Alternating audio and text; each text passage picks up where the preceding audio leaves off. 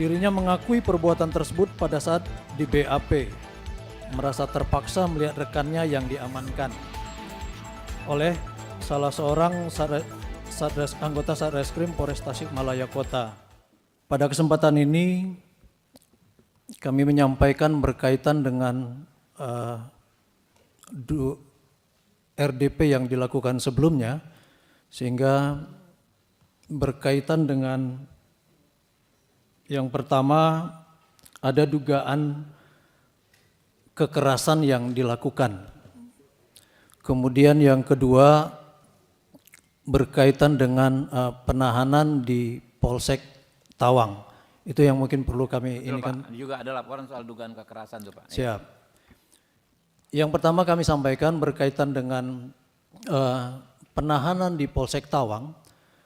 Kami memang sudah melakukan pengecekan ke lokasi tersebut bahwa Polsek Tawang itu memang dikhususkan untuk penahanan terhadap anak dan memang tidak ada tahanan lain yang dilakukan penahanan di Polsek tersebut. Kemudian untuk Polsek tersebut adalah memang yang terdekat dengan Polres.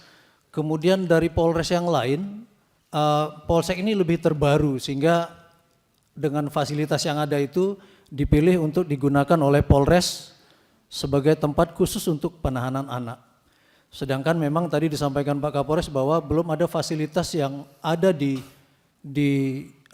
Tasik Kota maupun Kabupaten yang khusus memang disiapkan untuk berkaitan dengan penahanan anak. Sehingga tadi disampaikan bahwa harus dipisahkan berkaitan penahanan anak ini dengan orang dewasa, sehingga tadi disampaikan bahwa tempat tersebut tidak digunakan untuk penahanan dewasa tapi sudah digunakan khusus untuk penahanan terhadap anak. Kemudian yang kedua yang kami sampaikan, kami ambil pada saat kegiatan RDP yang kami dengar bahwa adanya laporan dugaan kekerasan yang dilakukan.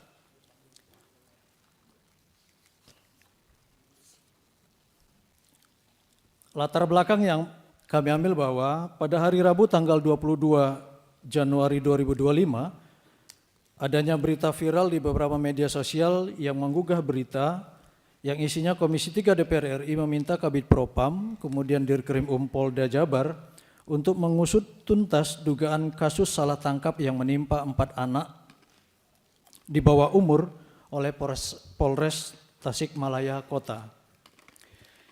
Kemudian dasar Undang-Undang Nomor 2 Tahun 2002 tentang Polri, kemudian yang kedua Perpol Nomor 7 Tahun 2022 tentang Kode Etik Profesi dan Komisi Kode Etik Polri. Yang ketiga dikeluarkan Sprint Kapolda untuk melaksanakan kegiatan investigasi, supervisi dan pengawasan penanganan perkara penganiayaan dan atau pengeroyokan di wilayah hukum Polres. Kemudian adanya surat undangan dari DPR RI tanggal 24 Januari 2025 tentang undangan RDP. Kemudian upaya yang telah dilakukan Bitpropam Polda Jabar berkaitan dengan adanya dugaan kekerasan yang dilakukan. Kami telah melakukan klarifikasi terhadap Nandi. Nandi ini adalah tersangka yang dewasa yang dilakukan penahanan di Polres Tasikmalaya Kota. Sejak tanggal 1 Desember 2024, keterangan dari Nandi, dirinya ditahan di Polres Tasikmalaya Kota terkait dengan perkara diduga melakukan tindak pidana pengeroyokan dan penganiayaan yang terjadi pada tanggal 17 November 2024 sekitar pukul 01.30 di Kota Tasikmalaya, bahwa dirinya tidak pernah melakukan tindak pidana pengeroyokan dan penganiayaan terhadap kedua korban.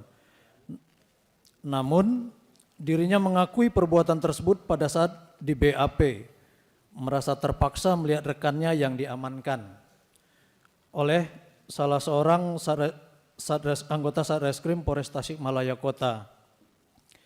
Kemudian pada saat dirinya sedang minum minuman keras tanggal 30 November 2024 sekitar pukul 01.30 ada 2 kendaraan R4 dari Satreskrim Polres Tasikmalaya menghampiri dirinya dan melakukan interogasi terkait adanya pengeroyokan dan penganiayaan yang terjadi tanggal 17 November 2024. Kemudian sekitar pukul 03 dirinya bersama Jenny dan Raja Wali dibawa ke Polres Tasikmalaya.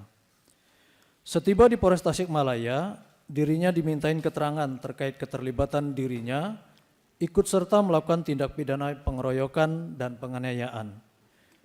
Di mana saat itu dirinya tidak mengakui telah melakukan pengeroyokan dan penganiayaan. Kemudian dirinya dimintai keterangan oleh Bribtu Ilham, akan tetapi dirinya tidak mengakui perbuatannya.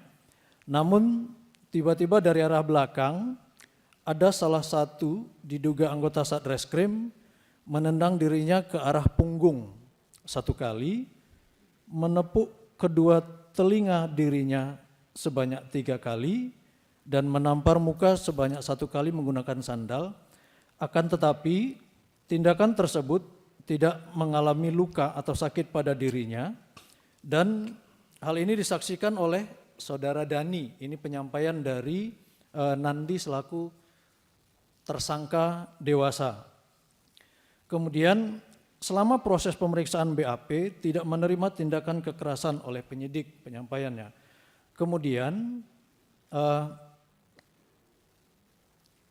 pada tanggal 23 bulan 1 2025 pada saat melakukan klarifikasi kita menunjukkan foto penyidik dari Tasikmalaya dengan tujuan apakah ada yang dikenalinya, karena tadi disampaikan bahwa dia diduga menerima tindakan kekerasan.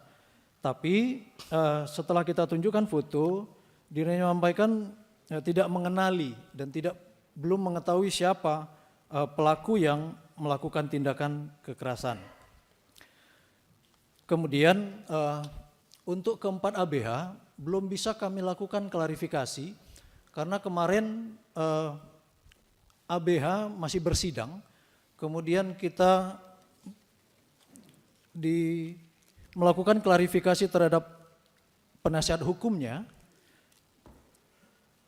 dari 4 orang ABH, memberikan saran agar klarifikasi terhadap 4 orang ABH dilakukan setelah pelaksanaan putusan sidang pada hari Kamis tanggal 23 Januari 2025 agar lebih objektif dan meminta izin kepada pengadilan. Jadi 4 orang ABH belum bisa kami lakukan klarifikasi. Kemudian kami juga melakukan klarifikasi terhadap Saudari Titin Martini, pembimbing kemasyarakatan muda Bapas kelas 2 Garut, yang menyampaikan bahwa pada tanggal 3 Desember sekitar pukul 09 di ruang reskrim PPA Satreskrim Polres Tasikmalaya Kota, dirinya telah mendampingi selama proses pemeriksaan 4 orang ABH sebagai pelaku yang ditangani oleh unit PPA Satreskrim. Kemudian kondisi kesehatan keempat anak pelaku dalam keadaan sehat, tidak ada bekas tindakan kekerasan dan tidak merasa diintimidasi oleh penyidik. Saat proses pemeriksaan, tidak ada tekanan dari penyidik terhadap 4 orang anak pelaku, di mana 4 orang anak pelaku memberikan keterangan sesuai dengan apa yang tertuang dalam BAP, dan selanjutnya BAP ditandatangani. Kemudian pada hari Rabu, tanggal 22 Januari 2025, di PN kelas 1A Kota Tasikmalaya, saat pelaksanaan persidangan, keempat ABH menyampaikan adanya tindakan kekerasan saat pemeriksaan. Namun saat hakim menanyakan identitas pelaku, keempat ABH tidak bisa menyebutkan nama dan bukti, sehingga tuntutan tersebut dibantah oleh hakim. Ini penyampaian dari klarifikasi terhadap Saudari Titin sebagai pembimbing kemasyarakatan. Kemudian kita juga sudah mencoba untuk mencari alat bukti kalau memang ada dugaan kekerasan melakukan klarifikasi terhadap Kasih Tahti TIK Polres Tasikmalaya Kota berkenaan dengan CCTV. CCTV yang berada di gedung pernyataan dari Aibtu Aan, CCTV yang berada di gedung Satreskrim ada 5 titik, namun semuanya keadaan mati karena saat dilakukan renovasi gedung dan belum diperbaiki sampai dengan sekarang. Dari hasil pengecekan decoder, CCTV Satreskrim terakhir berfungsi pada tanggal 16 Mei 2024 pukul 15.00. Kemudian di dalam area Polres Tasikmalaya Kota terdapat 15 titik CCTV, namun rekaman CCTV hanya mampu merekam selama 7 hari, kemudian langsung terhapus. Sehingga kami bertujuan mencari alat bukti apakah memang ada CCTV ini yang 5 berada di lorong reskrim, semuanya dalam keadaan mati dari tanggal 16 Mei 2024. Kemudian kami juga melakukan pemeriksaan analisa handphone para penyidik. Ada 12 anggota yang kami lakukan pemeriksaan karena kami bertujuan apakah mungkin ada dalam handphone tersebut SMS, percakapan atau yang lain yang bisa menguatkan adanya dugaan. Dari hasil analisa belum ditemukan adanya bukti yang mendukung dugaan tindakan kekerasan yang terjadi. Kemudian kami melakukan klarifikasi terhadap Brigadir Irwan F, anggota unit reskrim Polsek Tawang dan pengecekan buku mutasi Polsek Tawang. Klarifikasi tersebut dari Brigadir Irwan bahwa benar pada tanggal 1 Desember 2024 sekitar pukul 10.30 telah menerima penitipan 4 orang ABH dari penyidik PPA Satreskrim Polres Tasikmalaya Kota untuk dilakukan penahanan di Rutan Khusus Anak Polsek Tawang, bahwa anak dalam keadaan sehat dan tidak ada bekas tindakan kekerasan. Ada kami sita termasuk dari buku mutasi. Kemudian kami juga melakukan klarifikasi terhadap saudara Gandhi. Gandhi ini adalah salah satu saksi bahwa keterangan dari Gandhi tanggal 30 November 2024 sekitar pukul 13.30 pada saat di rumah telah diamankan oleh 3 orang polisi yang tidak dikenal dengan menggunakan kendaraan Toyota Avanza warna hitam lalu menuju rumah saudara Rafa. Saat di rumah saudara Rafa sudah ada saudara Fajar ABH juga, sehingga keduanya ikut diamankan. Selanjutnya dirinya berada dalam satu mobil dengan saudara Fajar, sedangkan saudara Rafa berada di mobil lainnya. Saat dalam kendaraan tidak ada kekerasan fisik yang dilakukan oleh anggota. Kemudian pada saat berada di ruangan Satreskrim Polres Tasikmalaya Kota, saudara Gandhi Putra Pratama tidak mengalami kekerasan dari penyidik kepolisian. Kemudian melakukan klarifikasi terhadap saudara Mail. Mail ini adalah orang tua dari saudara Jenny, salah saksi. Bahwa menurut keterangan orang tuanya, karena Jenny setelah kejadian sudah tidak berada di rumah, bahwa saat saudara Jenny diamankan atau dilakukan pemeriksaan oleh penyidik, dirinya menanyakan terkait ada tidaknya tindakan kekerasan yang dilakukan oleh anggota Satreskrim Polres Tasikmalaya Kota. Dijawab oleh saudara Jenny, tidak ada tindakan kekerasan yang dilakukan oleh anggota polisi. Selanjutnya dirinya menyuruh untuk membuka pakaian saudara Jenny dengan maksud untuk melihat kondisi fisiknya, di mana saat itu saudara Jenny tidak ada bekas luka atau memar. Pada hari Kamis tanggal 23 Januari 2025, setelah selesai sidang putusan di Pengadilan Negeri Tasikmalaya Kota sebagai saksi, dan pada hari Sabtu tanggal 25 Januari 2005, saudara Jenny sudah tidak ada di rumah, berangkat ke Jakarta bersama pamannya untuk bekerja. Kemudian kami juga melakukan klarifikasi terhadap Salman, ini saksi. Namun tadi juga sama bahwa Salman sudah tidak berada di rumah. Jadi sejak saudara Salman berperkara di Polres Tasikmalaya Kota, sudah tidak ada di rumah dan menurut informasi saudara Salman sudah berhenti bersekolah. Bahwa saudara Salman bertempat tinggal dengan ibu kandungnya serta adiknya yang masih berusia 5 tahun, di mana sejak adanya kejadian tersebut, ibu kandung saudara Salman pergi ke daerah Cirebon mengikuti suaminya dan saat ini rumahnya dalam keadaan kosong, tidak ada tempat. Ini kalau kami klarifikasi terhadap tetangga karena rumahnya dalam keadaan kosong. Kemudian kami melakukan klarifikasi terhadap 5 anggota Resum, 5 anggota Resmob, dan Kasat Reskrim. 5 anggota Resum ini adalah Brigadir Prasetyo, Bribka Arif, Brigadir Trisna Kirana, Bribtu Fahrul, dan Brigadir Ilham.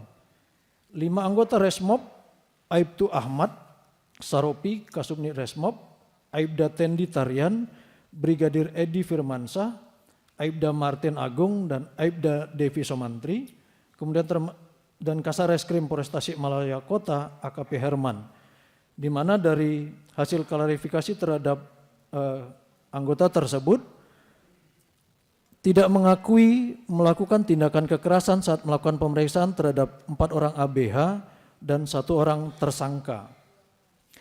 Kemudian hambatan belum bisa dilakukan klarifikasi terhadap ABH karena kemarin disampaikan kepada penasihat hukum bahwa lebih baik dilakukan pemeriksaan setelah putusan sidang. Putusan sidang itu di hari Kamis. Kemudian berlanjut libur panjang sehingga disampaikan dari PN untuk bisa dilakukan klarifikasi setelah hari kerja. Kemudian perlunya izin dari Ketua PN kelas 1A Kota Tasikmalaya. Rencana tindak lanjut yang akan kami laksanakan meminta keterangan 4 orang ABH di Lapas Sukamiskin Kota Bandung. Surat sudah dikirimkan kepada Ketua PN kelas 1 Kota Bandung.